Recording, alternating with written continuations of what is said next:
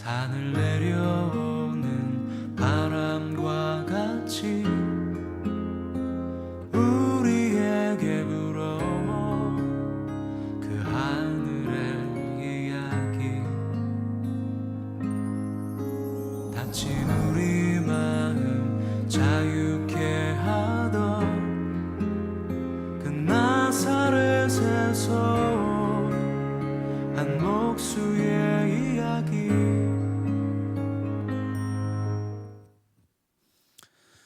네, 우리 계속해서 이 땅 가운데 가장 하나님 나라 백성다운 삶을 사셨던 예수님을 바라보면서 우리가 하나님 나라 백성다운 삶이 무엇인지를 배워가고 그 삶을 이 땅 가운데 적용하며 살아가는 것에 대해서 함께 말씀을 나누고 있습니다. 예수님께서 죽으신 지 벌써 2000년이라는 시간이 지났죠. 그리고 지금까지 예수님은 셀 수 없이 많은 이들을 만나고 계십니다. 그 만남의 결과가 바로 저와 여러분들이겠죠.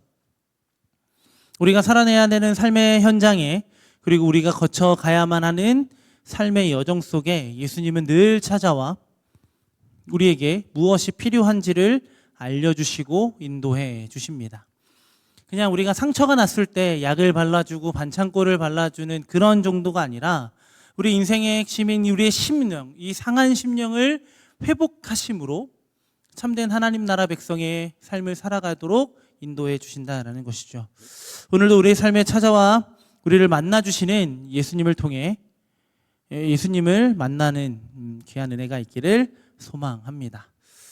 오늘 말씀은 베데스다에서 일어난 일입니다. 좀 사진 좀 띄워주실래요? 네, 어때요? 우리가 상상하는 베데스다의 모습인가요? 저는 저기 갔다 왔어요. 자랑하는 거예요. 내려주세요. 네. 저도 한 번쯤 갔다 와야 되는 거 아니에요? 예수 믿으면. 미안해요. 네. 한번 갔다 왔어요. 갔다 왔는데 그 베데스다라는 곳을 갔더니 여기에 사람이 들어가면 살 수 있을까? 그 사람들은 어떤 사람들이에요? 뒤에서도 얘기하겠지만 몸이 불편한 사람들이 대부분이에요. 굉장히 깊어요. 이 깊은 곳에 그들이 들어가면 과연 살아나 나올 수 있을까? 정말 병원 고침 받았지만 살아나올 수 있을까를 정말 고민했어요. 쓸데없는 생각을 하고 온 거겠죠? 그런데 우리가 알고 있는 이 베데스다라는 곳은 정말 특징이 있어요. 어떤 특징이냐면 사람들이 모여 있는데 어떤 사람들이 모여 있었어요? 3절에 보면 이렇게 말씀을 합니다. 맹인도 있고 다리 저는 사람도 있고 혈기 마른 사람도 있어요. 이 외에도 수많은 그 질병을 가지고 있는, 그 질병의 고통을 가지고 있는 사람들이 모여 있습니다. 그런데 이들이 왜 여기에 모여 있나요, 지금? 물의 움직임을 기다리고 있는 사람들이에요. 그러면 그 물의 움직임은 무엇을 이루기에 그 물의 움직임을 기다리고 있었을까요? 4절에 보면 뭐라고 얘기하냐면 어떤 병에든지 걸려도 나을 수 있다라고 표현이 돼요. 그 물의 움직임은 누구의 움직임이에요? 천사가 가끔 내려온대요. 그게 천사가 내려온 물의 움직임인지, 바람이 부는 건지, 아니면 누가 돌을 던진 건지 누가 알아요? 그걸 알 수 있는 근거가 있어요? 그 근거 없는 소식을 듣고 사람들은 다 그곳에 모여 있었다라는 거예요. 사실 그들이 스스로 그곳에 발걸음을 옮겼을까요? 조금 더 생각해 보면 저기에 물의 움직임이 있을 때 들어가면 낫는 곳이 있대 라고 하면서 그들이 그곳에 스스로 발걸음을 옮겼을까요? 저는 그렇게 생각하지 않았어요. 이 말씀을 묵상하면서 버림받지 않았을까? 그냥 그런 얘기가 있으니까 너 거기 가서 지내 라고 하면서 버림받은 사람들이 그곳에 있지 않았을까라는 생각을 조심스럽게 해보았습니다. 그러면 그곳에 모여 있었던 사람들, 그들이 무슨 대화를 나눴을까요? 어떤 이야기들이 있었을까요? 나 어디 아파? 난 어디가 힘들어? 난 불편해. 그러면서 한 번 움직일 때마다 엄청난 고통, 신음소리를 내면서 그곳이 어떻게 보면 그 죽음을 기다리고 있는 사람들의 모임이지 않았을까라는 생각을 좀 해보게 됐습니다. 그들이 그곳에 먼저 가면 병에서 나을 수 있다라는 그런 작은 소망이 있었지만 정말 누가 그곳에서 병이 진짜 나았는지는 정확하게 알 수 없는 그곳, 너무 이상한 그 자리에 예수님이 찾아가신다라는 겁니다. 근데 아까 사진에서도 봤죠? 생각보다 깊어요. 낫게 하는 곳인가? 의문이 드는 곳이었습니다. 간절했겠죠? 그리고 소망이 없으니까. 그렇게 그 어디에서도 소망을 찾을 수 없는 이들이었기 때문에 각자의 사연을 가지고 그곳으로 모여 있었어요. 그곳의 이름은 베데스다입니다. 베데스다는 히브리 말로 쭉 그 발음대로 해석하면 은혜의 집, 자비의 집. 한번 좀 들어봤죠? 요한복음 5장 처음 설교 듣는 거 아니잖아요. 교회 다니면서. 뭐 그럴 수 있어요. 은혜의 집, 자비의 집으로 해석할 수 있어요. 은혜와 자비가 그 누구보다도 필요한 이들의 모임이었기 때문에 너무나도 잘 어울리는 이름이다라고 생각을 합니다. 세상에서는 저주를 받았다라고 불리며 격리된 인생을 살아가던 이들, 버려진 이들, 몸과 마음에 큰 상처를 가지고 있는 그들의 모임, 은혜의 집. 그런데 그곳의 실상은 서로의 모습을 보면서 비참한 현실을 마주해야 되는 은혜와 자비와 너무 거리가 먼 곳이었다라는 거예요. 그들에게 있는 기대는 무엇인가요? 어떤 기대를 가지고 그곳에 나왔을까요? 사람답게 살고 싶다. 한 번이라도 내가 보고 있는 저 정상적인 사람들처럼 한번 살아보고 싶다. 그들 스스로 그렇게 생각했을지도 몰라요. 그런데 사람답게 사는 게 무엇인가요, 여러분? 지금 우리가 사는 세상에도 근거 없는 성공의 이야기들이 넘쳐나요. 물론 저는 성공한 사람들의 이야기를, 그 노력을 폄하하려고 하는 건 아니에요. 그런데 그렇게 성공한 사람의 그 성공이 나의 성공은 아니잖아요. 그렇게 성공해야만 성공하는 인생이 아니라는 거예요. 그런데 그렇게 성공해야만 성공한 인생이 어느 순간부터 되어버린 거예요. 그러니까 자연스럽게 어떻게 돼요? 그들처럼 사는 게 우리 눈에 보이는 것을 좋게 하는, 그리고 만족스러운 인생을 살아가는 그들이 사람처럼, 사람답게 사는 게 아닐까라는 스스로의 생각을 가지고 오게 되는 거죠. 그렇게 근거 없는 이야기가 내 삶과 다른 이들의 삶을 비교하기 시작하는 거예요. 그렇게 무의미한 경쟁이 그 가운데 계속되어지고 있어요. 우리 가운데도 이어지고 있다는 거예요. 이기는 자는 없어요. 누가 이기는지 정확하게 알 수 없어요. 그런데 모두가 다 실패했다고 얘기하고 비참한 인생을 살아가고 있어요. 베데스다와 다르지 않은 인생을 우리는 살아가고 있어요.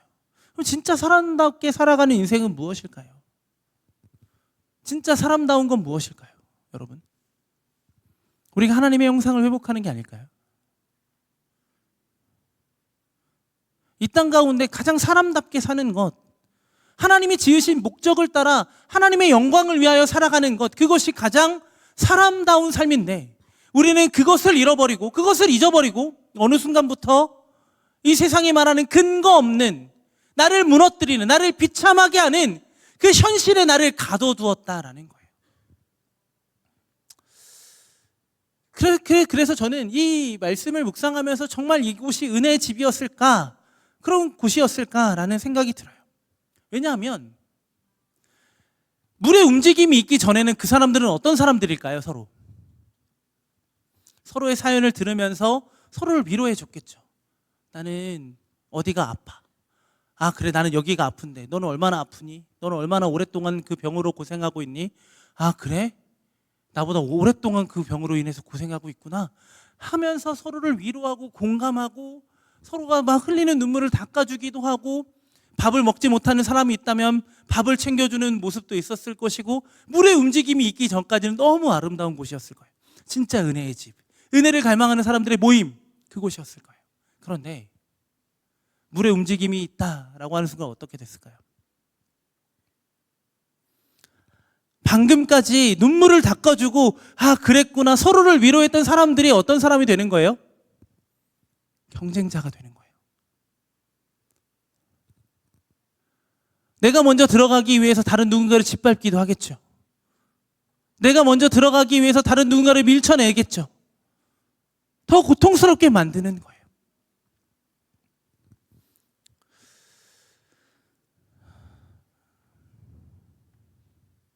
옆에 있었던 사람들이 얼마나 오랫동안 고생했는지 그게 중요하지 않아요. 뭐가 더 중요해요? 내가 먼저 낳는 것.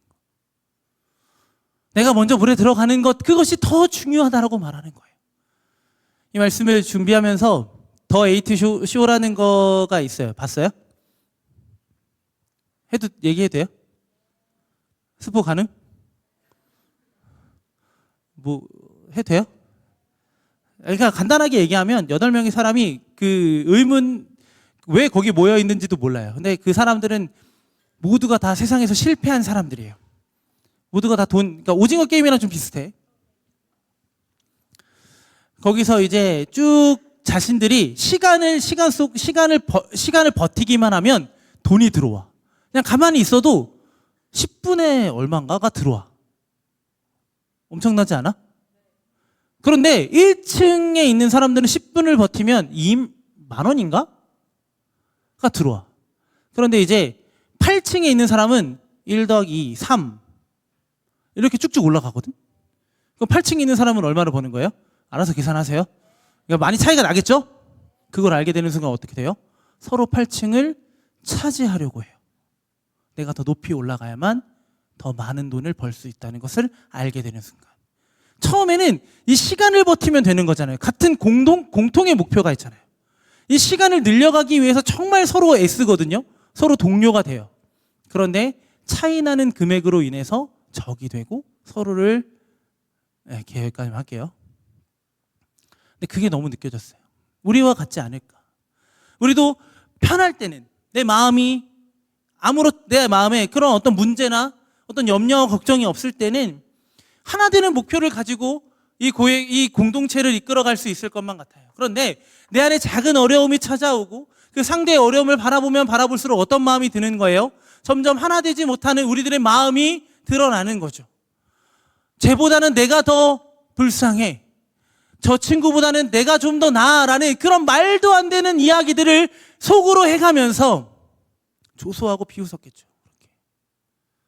그곳이 과연 은혜의 집이었을까?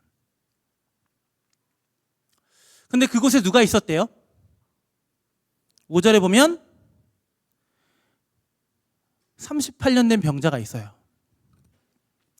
오늘 말씀의 배경은 베데스다이기도 하지만 그 모여 있었던 시간은 유대인의 명절입니다. 5장 1절에 보면 유대인의 명절이 되어서 예수님도 그 명절을 지키기 위하여 어디로 올라가셨던 거예요? 예루살렘으로 올라가셨던 때예요. 그 명절이 정확하게 어떤 명절인지는 모르지만 예루살렘에 모여야 되는 명절이었기 때문에 유월절이나 초막절이 아니었을까라고 생각을 한대요.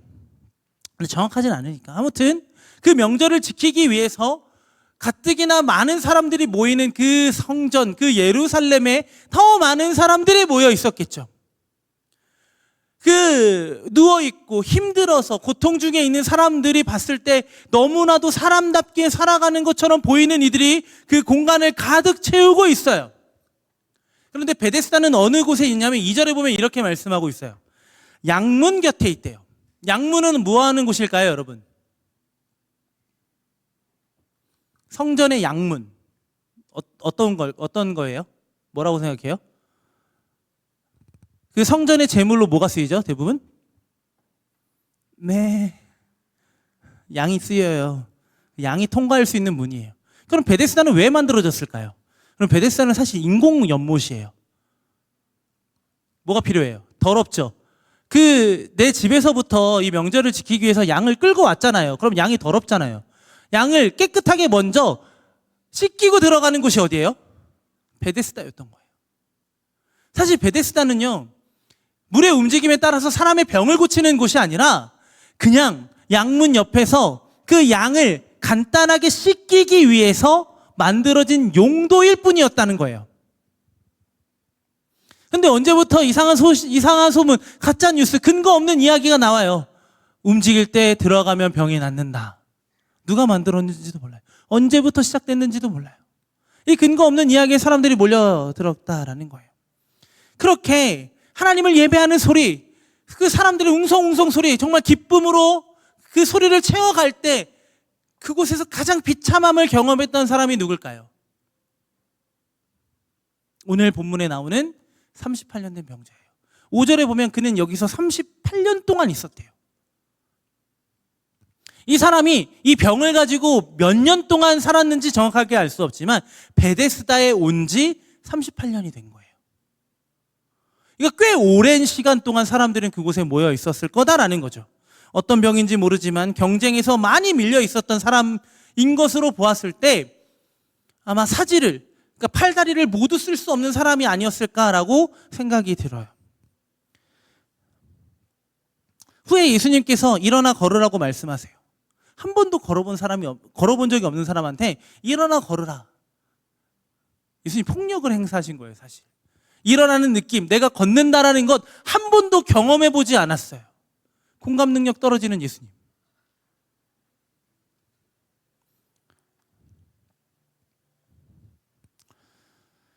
그렇게 사람답게 사는 사람들의 소리로 가득한 곳에 하루하루 절규의 소리, 그 고통의 신음소리로 가득한 인생을 살고 있었던 한 사람이 거기 있어요. 얼마나 악에 바쳤을까요? 38년 동안 이를 갈면서 자신을 이렇게 만든 하나님을 원망하면서, 하나님을 몰랐다면 자신을 만든 어떤 누군가를 향해 끊임없이 원망하고 불평하면서 하루하루를 살아가지 않았을까요? 하나님의 방법이 아니라 사람이 만들어낸 이야기에 매일 무너지는 그는 그렇게 자신의 인생을 한탄하면서 후회하면서 하루하루를 보내고 있었다라는 거예요. 우리라고 다른가요? 우리도 마찬가지죠.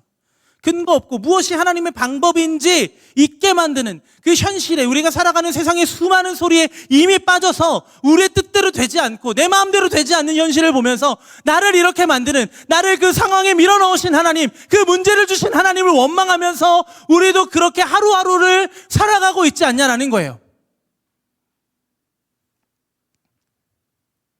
만약에 그러한 분들이 계신다면 이 38년 된 병자에게 찾아가신 예수님을 이 시간 만나기를 정말 간절히 소망합니다. 그렇게 원망으로 불평으로 온갖 악에 받쳐 있었던 그 사람에게 누가 찾아가나요? 예수님이 찾아가십니다. 예수님의 사역 중에 중요한 사역이 뭐예요? 병을 고치는 사역이에요. 복음서를 읽어보면 수많은 곳에서 예수님은 병으로 인해서 고통받고 있는 이들을 고쳐주셨다라고 말씀해요. 그런데 우리는 병이 나은 사람들, 이들의 반응을 생각하지 않고 뭐에 집중해요? 병을 고쳤다라는 거에 집중해요. 기록된 말씀에 보면 수많은 사람들이 예수님을 만나서 자신의 병을 고침받은 후에 나타나는 반응이 무엇이냐면 하나님을 찬양하기 시작하고 하나님께 영광 돌리기 시작하고 그 자신의 병을 고치신 예수님을 전하기 시작해요. 물론 그 능력을 경험하고도 그 능력을 찬양하지 않은 이들도 있어요. 그 10명의 나병 환자가 예수님을 찾아왔을 때 몇 명만 예수님께 돌아오죠? 한 명만 돌아와요. 그 나머지 9명은요. 가다가 진짜 대제사장에게 가고 있는데 깨끗해졌네? 그냥 가는 거예요. 한 명은 뭐예요? 다시 돌아와 자신을 깨끗하게 하신 하나님을 찬양하게 되는 거예요. 무엇이 그를 변화시키는 거예요? 병이 고침받은 것이 구원이 아니라 누구를 만난 게 구원이라는 거예요? 예수님을 만난 것이 구원이다라는 거예요. 예수님을 통해서 수많은 사람들은 그 무리 가운데 병고침의 능력을 경험한 이들이 한두 명이었겠냐라는 거예요. 그런데 그 가운데 누구만 그 구원의 은혜를 누릴 수 있게 되는 거예요. 하나님을 찬양하고 하나님을 기뻐하고 그 자신의 병을 고쳐주신 예수님을 증거하는 이들만 평생의 그 은혜를 누리며 살아갈 수 있게 된다라는 거예요. 그들에게 주어진 것은 무의미한 경쟁의 결과가 아니라 전적이고 절대적인 은혜의 결과라는 것을 그들이 보았기 때문에 그들은 하나님을 찬양하지 않을 수 없었다라는 거예요. 내가 경쟁에서 이겨서 예수님을 먼저 만나고 예수님의 몸에 먼저 손을 대고 물에 먼저 들어가서 내 노력으로 인해서 내 병이 나은 것이 아니라 예수님이 나에게 찾아와 그 상한 심령을 어루만져 주시고 회복하시는 순간, 내 병에서 노인받게 되는 순간 우리는 다시 어떤 삶을 경험하는 거예요? 하나님이 지으신 목적, 하나님을 찬송하는 삶을 회복하게 된다는 거예요, 여러분. 여러분, 구원은요, 그거예요. 내 삶의 변화가 일어나는 게 구원이 아니라 내가 어떤 상황에 있든지, 내가 어떤 환경에 처해 있든지 무엇 하는 거예요? 누리는 거예요. 은혜를요. 우리가 은혜를 누리는 방법들은 수많은 것들이 있어요. 그런데 진짜 우리가 은혜를 누리는 방법이 뭐예요? 예배예요, 여러분. 예배는요, 은혜 받지 않은 사람들은 결코 예배할 수가 없어요. 여러분, 예배는 은혜 받으러 오는 거 아니에요. 여러분, 은혜 받으러 예배 온다고 말씀하지 마세요. 여러분, 여기서 은혜 누리는 거예요. 제가 뭔데 여러분들에게 은혜를 줘요? 이미 여러분들에게 주어진 은혜를 경험하는 자리예요. 확인하는 자리예요. 함께 고백하고 나누는 자리예요. 누가 계실 때? 예수님이 계실 때요. 여기에 예수님을 빼놓으면 우리도 베데스다와 같은 곳이에요. 근데 여기에 주인이 누구예요? 예수님이시니까 거기가 진짜 은혜의 집이 되는 거예요. 그걸 뭘 통해서 보여주시냐면 이 38년 된 병자를 고쳐주시는 일을 통해서 회복하신다라는 거예요.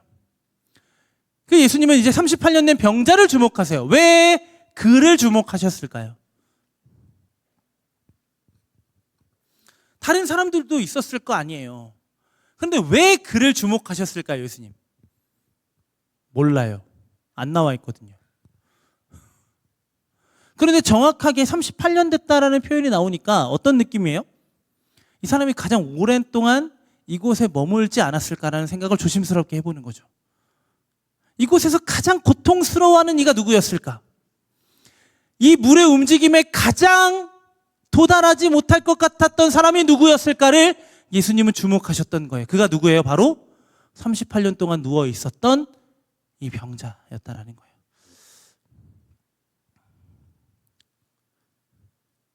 거기에서 고침이 있다는. 베데스다 연못은요, 간절한 사람들이 모여 있었지만 생명이 없어요. 거기에서 고침이 있었다라는 소문을 듣고 몰려든 사람들은 있었지만 시간이 지날수록 어떤 일이 일어나요? 회복이 일어났나요? 오히려 상처가 더 깊어질 뿐이었어요. 어떤 문제도 해결할 수 없고 그 문제에 더 얽매이게 되어버린 곳이 바로 베데스다예요. 그런 그곳에 예수님이 찾아가셨기 때문에 무엇이 회복된 거예요? 그 이름이 회복된 거죠, 먼저. 그 장소의 이름, 은혜의 집이라고 불릴 수 있는 베데스다의 은혜가 회복되는 거고, 그 은혜를 통해서 또 무엇이 회복되는 거예요? 생명이 일어나기 시작하는 거예요. 물의 움직임에 따라서 물에 들어가야만 회복을 경험하는 것이 아니라 참된 회복은 누구에게 있냐라는 거예요? 예수님에게 있다라는 것을 보여주시는 거예요.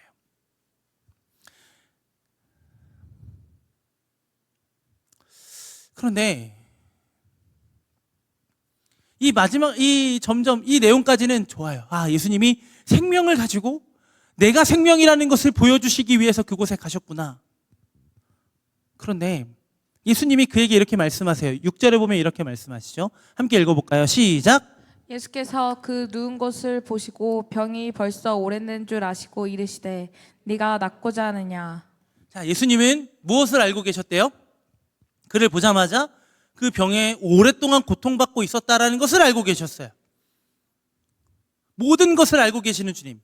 그럼 뭘 할 수 있다는 거예요? 이제 모든 것을 해결할 수 있다는 것을 보여주시면서 그에게 찾아가 물으십니다. 뭐라고 물으시죠? 내가 낫고자 하느냐?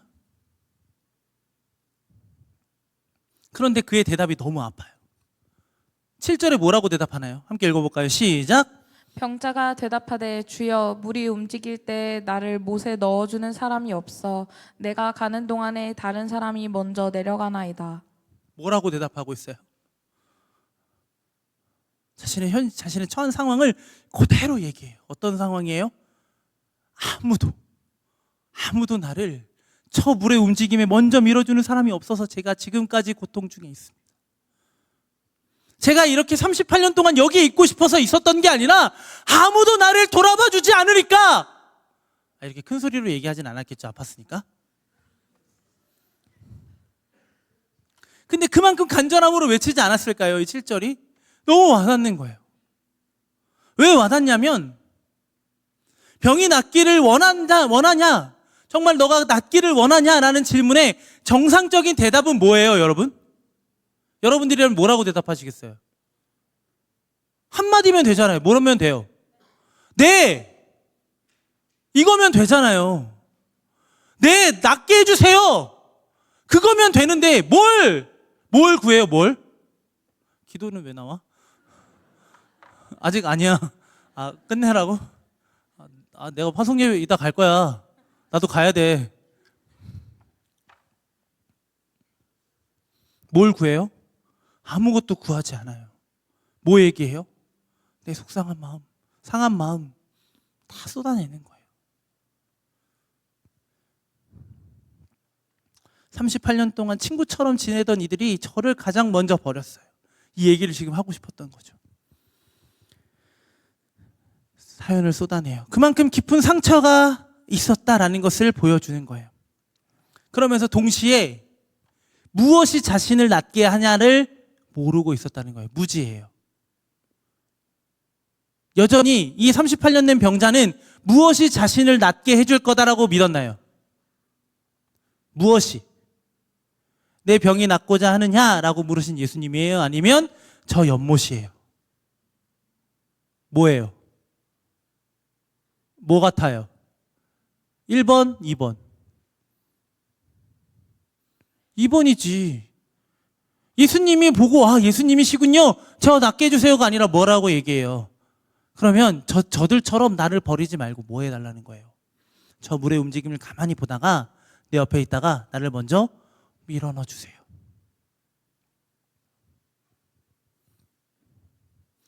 여러분, 우린 예수님을 이렇게 사용하고 있었던 거예요. 예수님은 우리에게 무엇을 주기 위하여 오셨어요?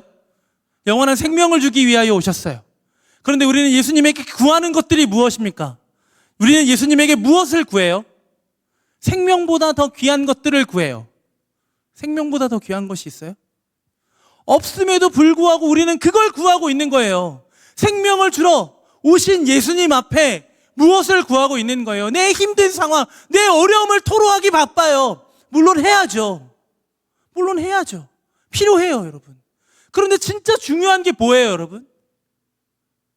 내가 진짜 기대하는 게 회복돼야 되는 거 아니에요?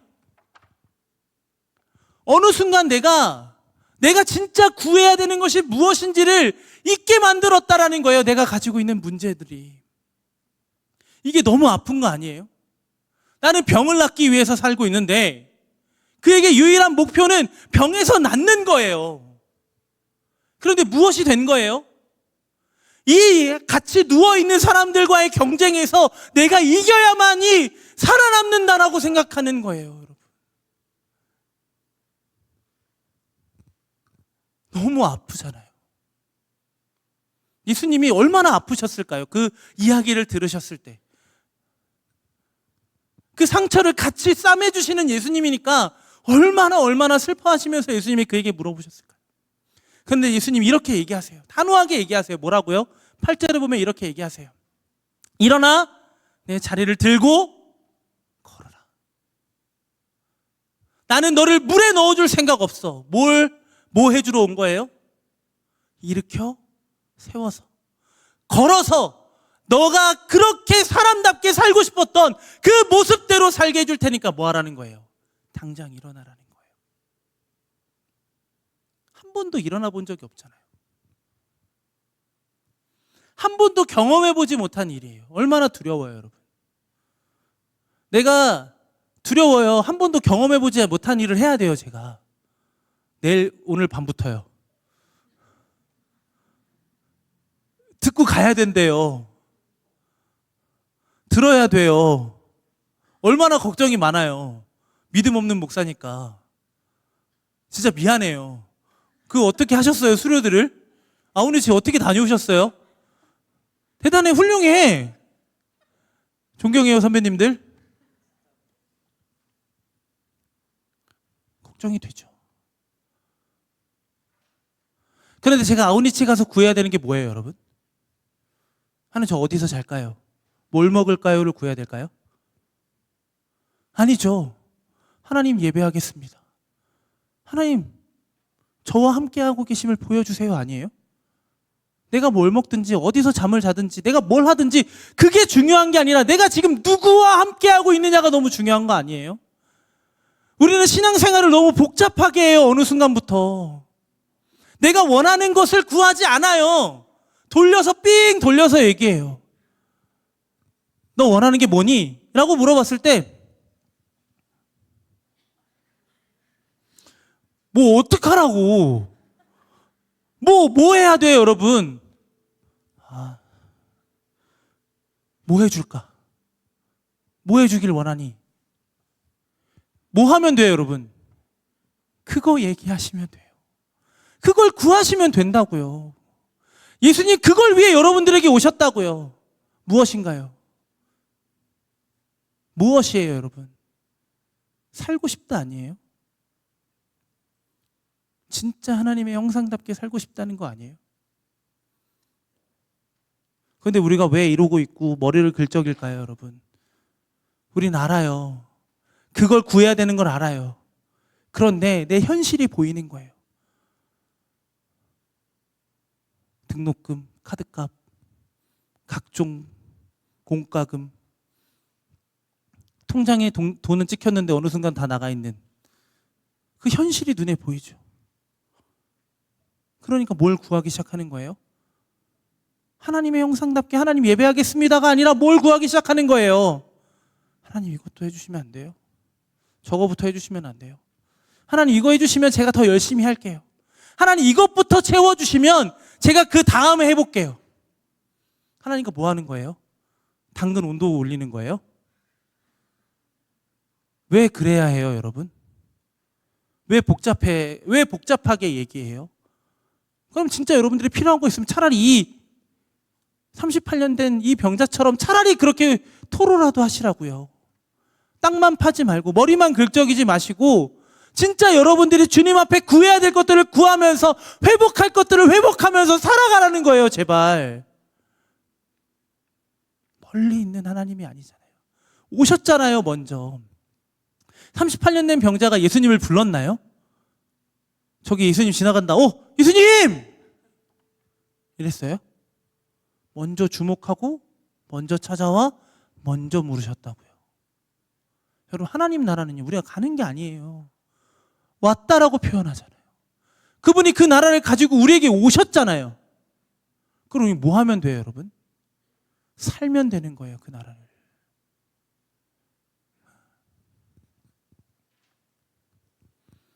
그가 일어나죠. 그가 진짜 일어나요. 9절에 보면 일어나 걸었다라고 말을 해요. 얼마나 놀랐을까요? 한 번도 경험하지 않은 일인데 그 일이 실제로 일어났어요. 자신을 일으킨 게 뭐예요? 저 베데스다의 물의 움직임이 아니라 누구예요?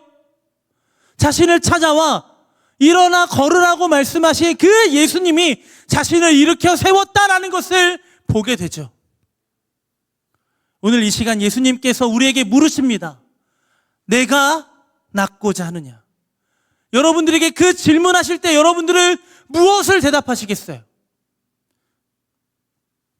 여러분들이 가지고 있는 그 어그러져 버려서 무엇으로부터 회복되어야 하는지 모르는 그 잃어버린 우리는 그 38년 된 병자처럼 근본적인 어려움이 아니라 근본적인 회복이 아니라 하소연만 쏟아낼지도 몰라요. 하지만 우리 주님은 그런 우리에게 해결책을 주세요. 뭐라고요? 일어나 걸으라. 그래, 내가 물에 움직일 때 내가 너를 넣어줄게. 가 아니라 무엇을 주세요? 그분이 우리에게 주고자 하시는 걸 주실 거예요, 여러분. 그게 은혜예요. 그게 우리가 기대해야 되는 소망이라는 거예요, 여러분. 그게 사랑이에요. 내가 원하는 거 다 들어주고 물에 던져주고 다시 건져내주고 그게 소망이고 그게 은혜고 그게 사랑이 아니라 우리한테 진짜 필요한 걸 주시겠다라는 거예요. 그것이 관계든지 경제적인 문제든지 우리 애를 연약하게 만드는 그 마음의 문제인지 그것이 우리의 근거 없는 싸움으로 난 상처든지 무의미한 경쟁으로 잃어버린 방향이든지 상처든지 아픔이든지 상관없이 해결책을 주세요. 그 해결책이 뭐예요? 예수예요. 예수님이면 되는 거예요, 여러분. 안 될 것 같죠? 안 될 것 같죠? 해봤어요? 얼마나 맡겨봤어요, 여러분? 얼마나 다 쏟아내봤어요? 우리는 다 쏟아내면서 뭘 챙겨요? 내 거 1이라도 챙겨놔요. 왜요? 다시 그 1로 불려서 가려고 생각해요. 아니죠. 100이 있으면 뭐 하면 돼요? 100을 쏟아내면 돼요. 하나님은 나에게 100을 주시는데 왜 나는 100을 드리지 못하냐고요. 하나님은 나에게 100을 주셔야 되는 분이라고 얘기하면서 나는 왜 100을 드리지 못하냐는 거예요. 그러지 말고 맡겨봐요. 맡기고 일어나니까 한 번도 안 해본 일이 일어나기 시작하잖아요. 어떤 일이요? 일어나 걷는 일이 생기잖아요.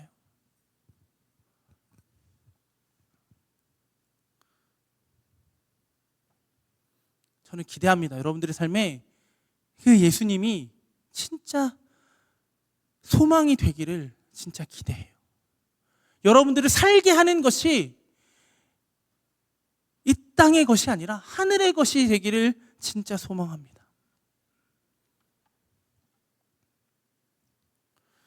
우리도 언제 일어나서 바로 걸어서 하나님의 형상다운 삶을 살았는지 잊고 있었을지도 몰라요. 그렇게 똑바로 일어나 주님을 더 바라보기를 소망합니다. 베데스다의 물의 움직임과 같은 근거 없는 이야기가 우리를 살리는 것이 아니라 우리를 먼저 찾아와 우리를 건져주시고 우리를 회복하시기 위하여 우리에게 오신, 그리고 우리에게 먼저 물으시는 그 예수님이 우리를 살리실 줄 믿습니다. 그분이 우리에게 오십니다. 그분은 절대로 우리를 떠나지 않으실 거예요. 우리의 힘으로 일어날 때까지 기다리시는 것이 아니라 우리가 예수님의 능력으로 일어날 때까지 우리를 떠나지 않고 우리 곁에서 일어나 걸으라고 말씀하실 거예요. 우리의 어그러진 마음과 시선, 방향, 그 모든 것을 회복해 주실 것입니다. 그리고 영원히 우리와 함께 하실 거예요. 그 은혜를 누리기를 소망합니다. 내가 고백해야 되는 핵심에, 내가 고백해야 되는 것에 예수님이 있기를 소망합니다, 여러분. 진짜 병이 낫는 방법인지도 알 수 없는 물의 움직임만 바라보지 말고 우리를 회복하기 위하여 이 땅에 오신 그 예수님에게 집중할 수 있는 우리가 되었으면 좋겠습니다. 이 사람에게는 38년의 시간이 걸렸어요. 그 시간이. 여러분들에게는 얼마나 오랜 시간이 걸릴지 저는 알 수 없어요. 저도 여전히 그 38년의 시간을 보내고 있을지도 몰라요. 저도 당장 예수님이 오늘 찾아와 내가 낫고자 하느냐라는 그 질문에 네 예수님 제가 낫고 그 병에서 낫기를 원합니다가 아니라 주님 저 얼마나 힘들었는지 아시잖아요. 주님 그거 모르지 않으시잖아요. 주님 이것부터 좀 해결해 주시면 안 될까요? 주님 이것부터 하고 하면 안 될까요? 저도 오늘도 그렇게 주님 앞에 서 있을지도 몰라요. 그런 주님이 우리에게 말씀하세요. 뭐라고요? 일어나 걸으라고요. 그래 내가 물에 움직일 때 너를 넣어줄 게가 아니라 일어나 걸으라고 말씀하신다고요. 그 순간 어떤 일이 일어나요? 진짜 일어나 걷는 은혜. 그 병자가 한 번도 상상할 수 없었던 그 일이 실제로 우리 가운데 일어나게 될 것입니다.